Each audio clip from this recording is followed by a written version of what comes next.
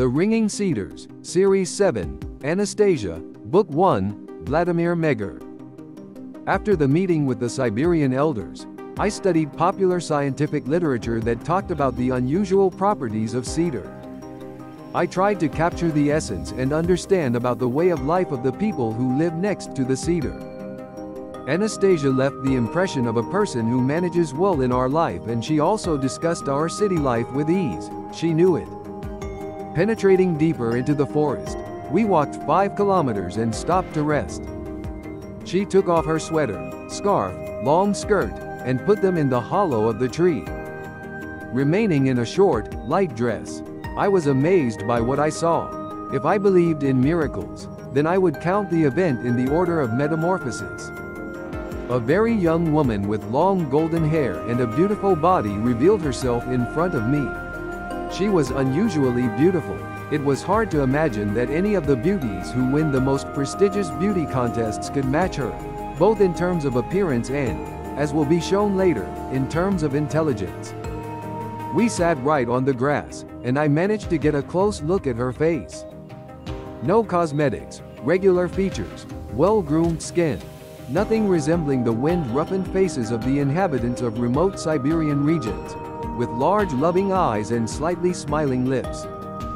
She was dressed in a light short dress, which in some ways resembled a nightgown, but it seems that her body was not cold, even though it was only 12 to 15 degrees above zero. I decided to overeat. I took out a sandwich and a bottle of good cognac from my bag. I offered it to Anastasia. She refused to drink cognac, and for some reason she didn't want to eat with me either. While I was eating, Anastasia was lying on the grass, rapturously closing her eyes, as if letting herself be caressed by the rays of the sun. I looked at her and thought, well, why do women at all times completely bare their legs, sometimes their breasts, sometimes altogether with the help of mini skirts and necklines? Isn't it because she would provoke men around? Look how charming I am, exposed, accessible. Anastasia, aren't you afraid to walk alone in the taiga?